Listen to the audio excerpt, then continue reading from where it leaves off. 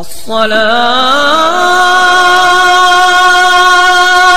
خير من النوم۔ آج کل دیکھا جاتا ہے کسی کو تھوڑی سی عزت مل گئی الگ، سماج سے کٹ جائے۔ دیکھ رہا ہوں میں اپنے شہر میں تھوڑی سی عزت ملی، اپنا اسٹیٹر نہیں ہے بھئی، معیار اپنا نہیں ہے، یہ لوگ اپنے معیار کے نہیں ہے، ٹھیک الگ، عزت ملی الگ، دولت ملی الگ، شہرت ملی الگ، لباس اچھا پہنا الگ، کار اچھی لی الگ۔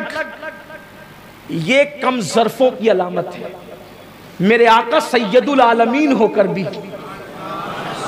سب کے ساتھ بیٹھا کرتے تھے، غریب آتا اس کے ساتھ بھی، امیر آتا اس کے ساتھ بھی، مزدور آتا اس کے ساتھ بھی، اعلیٰ آتا اس کے ساتھ بھی، ادنا آتا اس کے ساتھ بھی۔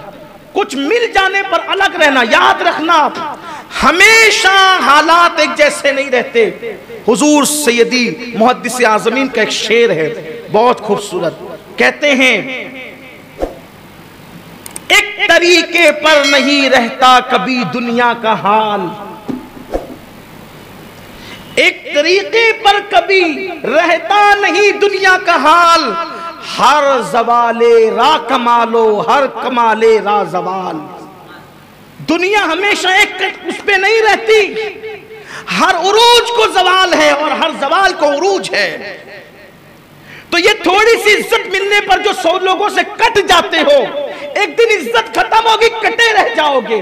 تھوڑی سی دولت ملنے پہ لوگوں سے کٹ جاتے ہو، دولت ختم ہو جائے گی، لوگوں سے کٹے رہ جاؤ گے، پھر کوئی پوچھنے والا نہیں رہے گا۔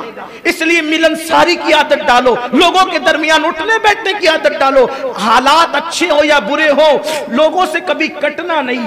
یہ کم ظرفی کی علامت ہے، یہ ہلکے پن کی نشانی ہے، یہ انسان کے نیچ اور کمینے پن کی علامت ہے۔ آسان مثال، کہتے ہیں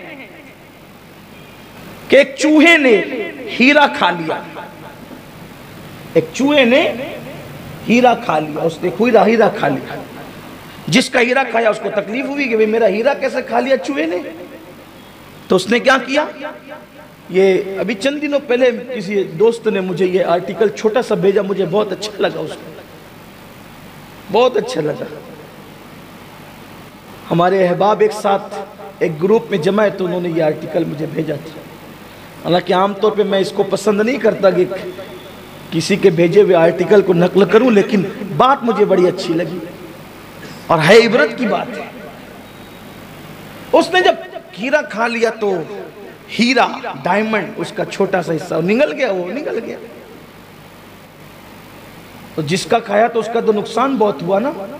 تو اس نے اپنے دوسرے دوست نے کہا یار وہ چوہا میرا ہیرا کھا گیا، اور کہا کہ میں پہچان لوں گا اور میں لے لوں گا آپ کا ہیرا۔ تو تقریباً 150-200 چوہے، یعنی بڑی تعداد میں چوہوں کی جماعت تھی، بیٹھے ہوئے تھے چوہے۔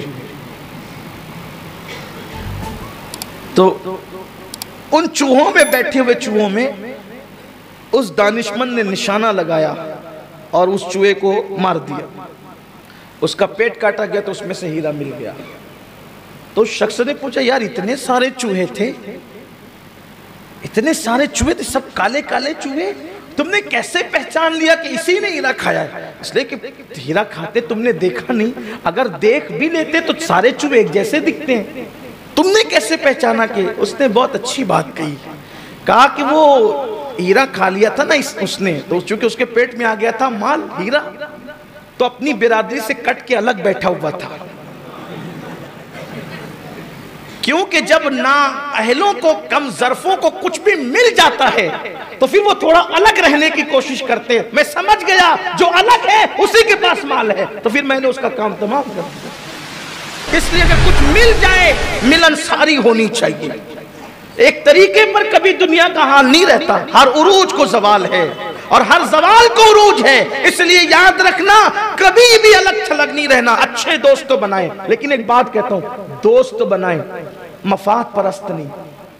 ایک ہوتا ہے دوست اور ایک ہوتا ہے مفاد پرست۔ کچھ لوگ چائے کی وجہ سے دوست بنتے ہیں، جب تک چائے پلاؤ گے دوست رہیں گے، چائے نہیں پلائی دوستی ختم۔ کچھ لوگ پارٹی کھانے کی وجہ سے دوست بنتے، جب تک کھلاؤ گے تب تک دوستی رہے گی ختم۔ ہمارے یہاں کیسی دوستی اسلام میں؟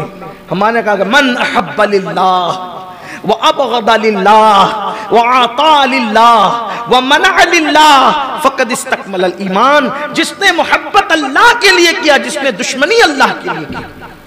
ایسے دوست ڈھونڈے جو لوجہ اللہ دوستی کریں، اور جو ایسے دوستی کرتے ہیں میرے آقا نے فرمایا قیامت کے دن اللہ ان کو نور کے منبروں پہ بٹھائے گا.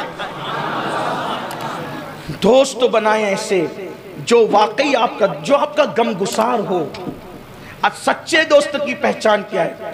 سچے دوست کی پہچان یہ ہے کہ وہ مصیبت میں کبھی آپ کا ساتھ نہ چھوڑے.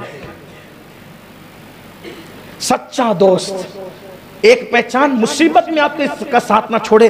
دوسری پہچان جب تم اللہ کو بھول جاؤ اور گناہ کرو تو وہ تمہیں اللہ کی یاد دلا دے. سچے دوست کی پہچان یہ ہے. آج کل تو ہم باتیں کرنے والے ڈھونڈتے ہیں. نہیں، سب دوست نہیں ہو سکتے. پیار سب سے کرو لیکن دوستی چند ایک سے کرو، اور جس سے کرو پھر نبھاؤ. دوست کیسا ہوتا ہے؟ دیکھو دوست کیسا ہوتا ہے. آج کل تو اگر دوست کو کہہ دو کہ چلو ذرا بازار سے آتے گا، ابھی میرے پاس ٹائم نہیں ہے، جنازے میں بھی نہیں آ سکتا. ایک صحابی فرماتے ہیں دوست کی، سچے دوست کی پہچان یہ اس کے کندھے پہ ہاتھ رکھ کے کہو چل پڑے. اگر پوچھے کہاں، فرمایا وہ دوست سچا نہیں ہے. پوچھا کیسے، اس نے کہاں جانا ہے نا.